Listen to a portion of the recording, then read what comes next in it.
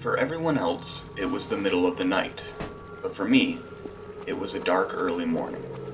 Technically, I wasn't even supposed to be here yet, but I couldn't help it. I wanted to do a rundown of the facility and familiarize myself with the area. However, as I continued on down the narrow wooded path, I couldn't help but feel like I was already being watched. Hey, how's it going everyone? It's your boy Wags here, and welcome to Voices of the Void, a free-to-download game on itch.io where our job is to take care of this large open landscape and the giant satellites that reside within it. It is also our job to use these satellites to pinpoint and download signals from outer space. And who knows, maybe some weird, creepy stuff will happen along the way. If you want to try out the game, the link is in the description below, and if you can donate to help out the people behind the game, you definitely should because it's a great experience. Now finally, here are all of my reports, day by day. Enjoy.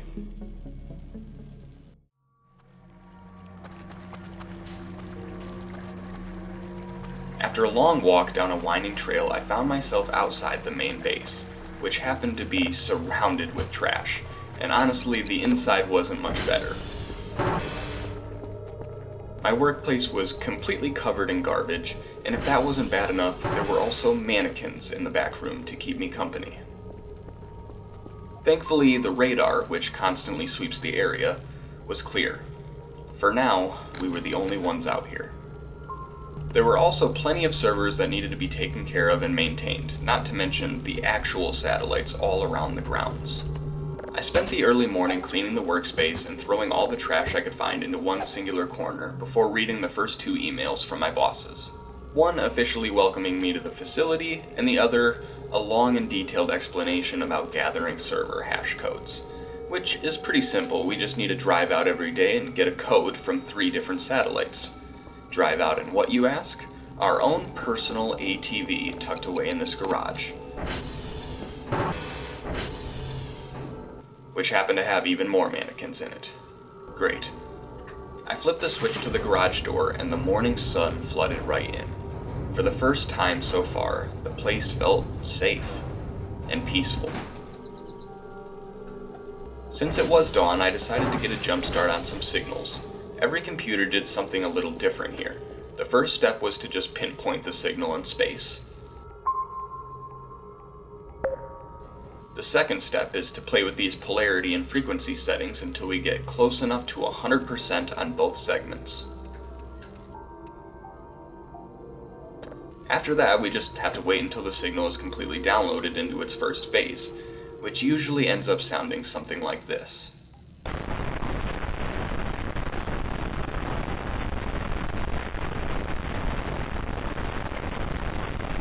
Eventually, I'd be able to process signals to higher levels and possibly hear some hidden messages that weren't previously there, but that was going to take some time, and money I definitely did not have.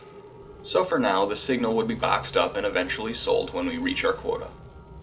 Since it was the first day and there wasn't much else to do, I got on the ATV and went around fixing the few servers that were down.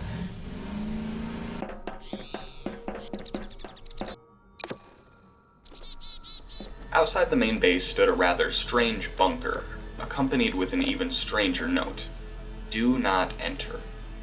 Turns out I couldn't even if I tried, since the password was completely different from the base's, but I couldn't help but wonder what might be tucked inside. The first day went pretty smooth, and when the drone came by to pick up the first shipment, I noticed a gleam of flashing lights flickering outside.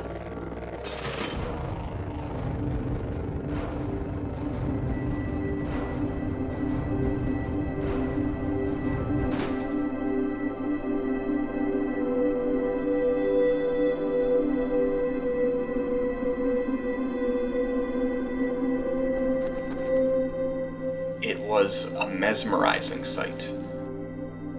Perhaps it was an undocumented meteor shower hurling through the heavens. Perhaps it was a barrage of shooting stars. Maybe it was something much more.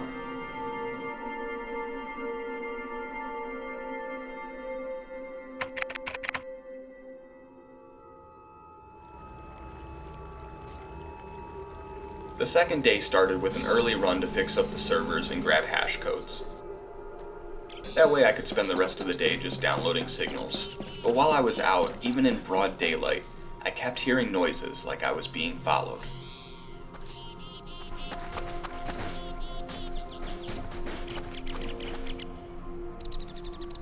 At this point, I remembered that there were 3 transformers that needed to be constantly reset to keep power running to the base, and one was running very low.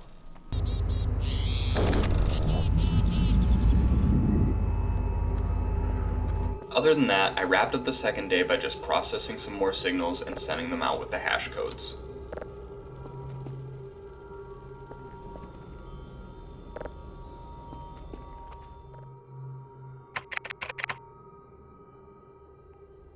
On day 3, I had enough to upgrade my processing level once, and then I ordered a crap ton of garbage bags so I could start cleaning up the base and eventually sell all the garbage for some quick cash. It also happened to be a super rainy day, and because I didn't go out until later in the afternoon, it was completely dark by the time I was done. Honestly, the only upside was that the ATV was so loud I wouldn't even be able to hear if some creature was stalking me. Later, when trying to pack some signals, I ended up pulling the whole desk over, which was just the icing on top of the cake for the day. I refueled the ATV and then took note of the radar, which finally had another blimp on it.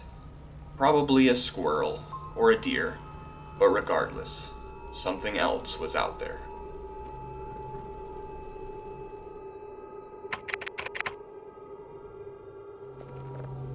Not much to report on day 4 except for the fact that I was getting sick of eating the constant bland MREs over and over. So much so that I treated myself to a delicious pizza.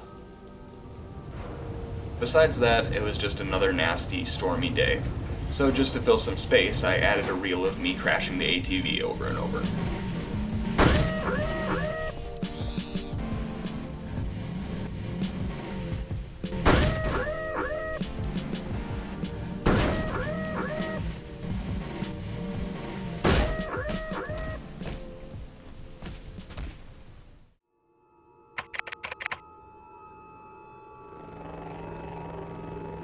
On the morning of day 5, I tried to explore a little more around the base, and more specifically, the bunker out back. Turns out there's a little slot that looks through, and at the bottom of the stairs, what looks to be a key card. A key card that could probably get us inside. I didn't have anything on me capable of fetching it out, but I'd be thinking about it. I finally had enough to upgrade the processing level all the way to level 3. Which means we'd be able to turn raw static signals into, well, something like this.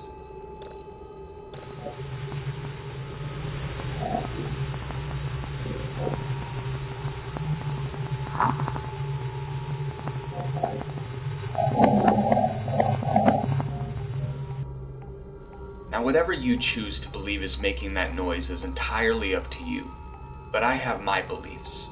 There's a reason that poster hangs in the back room. Is it crazy to think that something might be watching us from among the stars? Or even closer? It was getting late, so I decided to get some sleep. But sometime in the middle of the night, the power went out.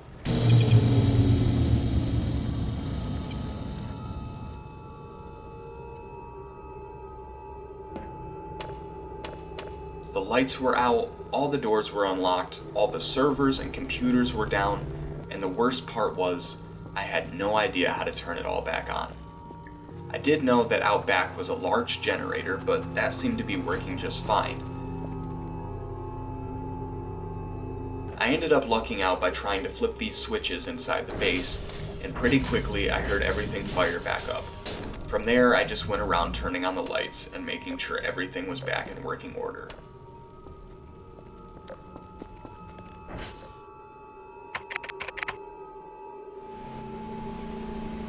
The next day while I was out, the ATV ran out of fuel on me.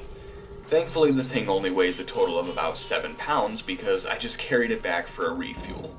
But honestly, I probably should have just called it a day, because later on my drive, I stumbled upon a run-down shack.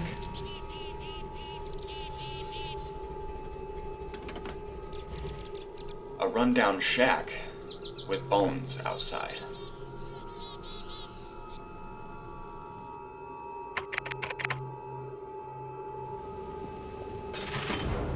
I had already been here a full week, and I was getting used to the rhythm of the place.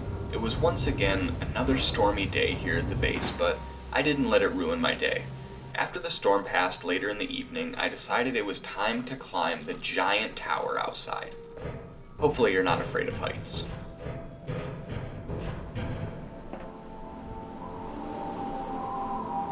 The view at the top was breathtaking, to say the least, especially with the added flare of the sunset in the background. The wind was heavy, and I could see almost every satellite on the entire grounds. Truthfully, this was probably the most comfortable spot in the area, at least in my opinion.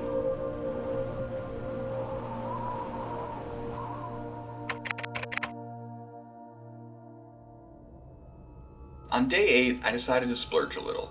I bought some more pizza, a Broomba to help clean up the rooms, and a sweet little rug to add some personal touch to the workspace.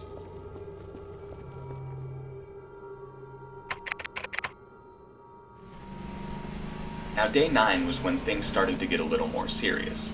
In the morning when I was out driving, I ended up losing total control of the ATV and, well...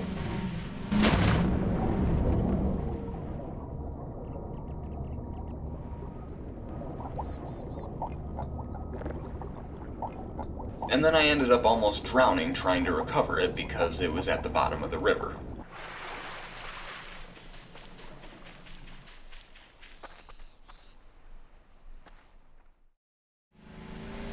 Not only that, but later in the day I ended up stumbling onto a picnic.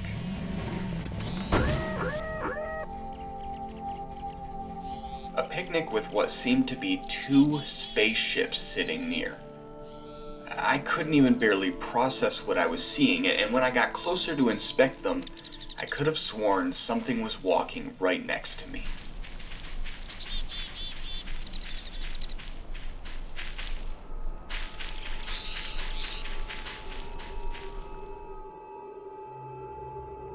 Later that night when I got back to the base, I ended up processing these 2 signals that I thought were worth giving a second listen to as well.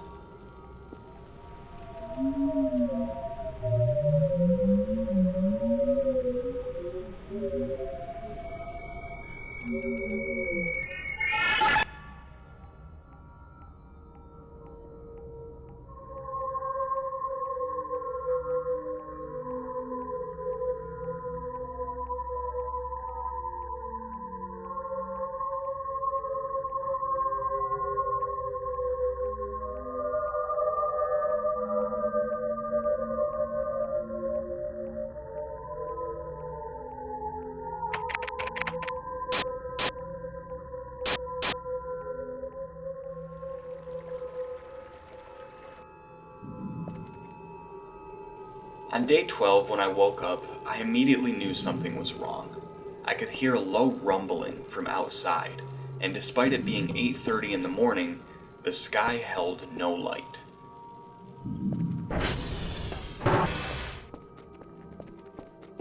I checked out the front window, but nothing was there, which ultimately led to me opening the garage door, and there it was.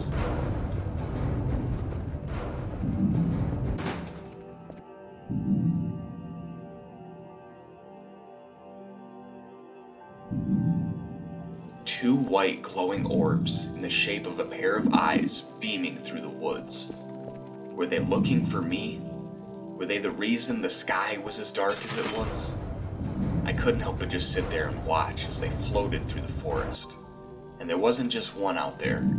There were 2, if not more, hiding further back.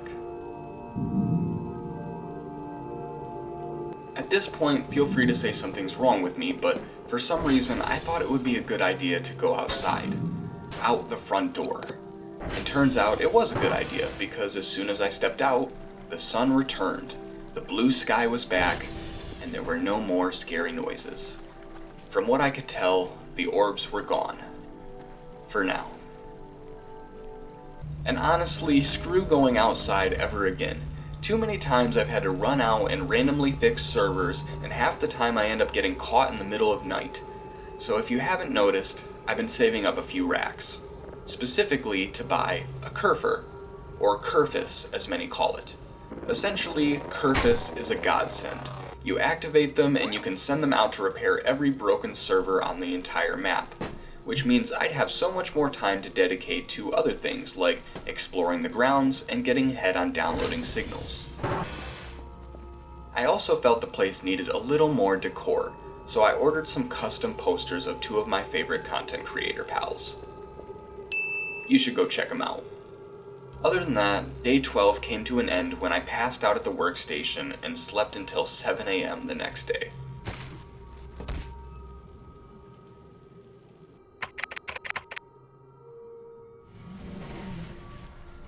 Day 13 seemed to last forever with the amount of extra time I had thanks to Kerfus. So I just drove all over the grounds and I ended up finding some things I hadn't seen before. The first being this piece of machinery resembling a gear of some sorts. With no idea what it could have come from and from where, now it just lays here in the forest. The second thing I came across was this boarded up well. I ended up breaking a piece of board off and taking a look down inside, but other than water and the thought of falling in without a way out, there wasn't much to experience here.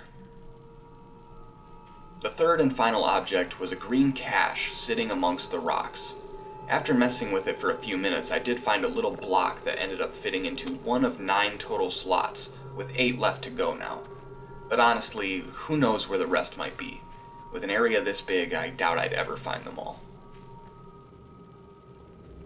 I returned to the base later, and this happened to be the first time I noticed that the mannequins were straight up gone. They just vanished. The ones in the bedroom and the ones in the garage too. 13 days straight those mannequins were sitting there and now they're just gone? I mean, it wasn't like they just suddenly gained consciousness and walked out. 1 hour later. Nope. I don't think so. Nope. No thanks. See you later. Have a nice trip.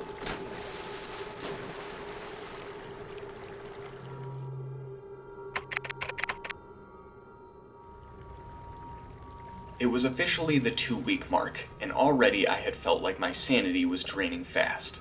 I was constantly hearing noises, looking over my shoulder. Every day you're out here, you just feel like you're being watched. It's a completely different feeling, though, when you confirm that fear is real.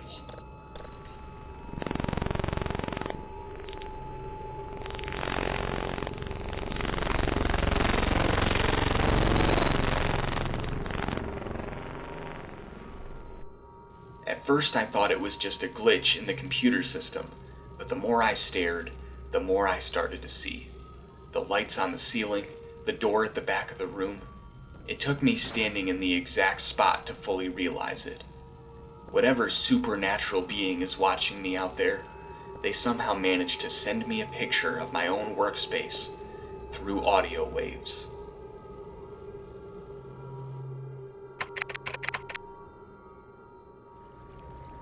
This will be my last daily report for the video, with another to hopefully follow if I make it out of here alive.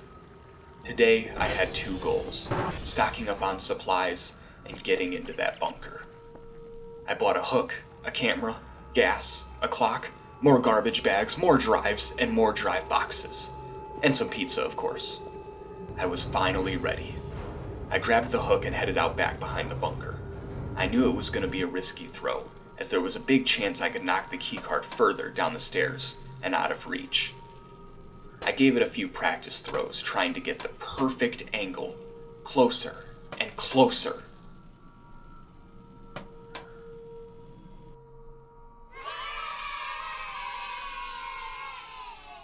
I did it. I hooked the card and would now be able to access the underground bunker. But it seemed like someone else wanted down there too. 15 days in, I stood outside that bunker, moments away from venturing down inside, seconds away from possibly finding answers to everything going on here. Let's go.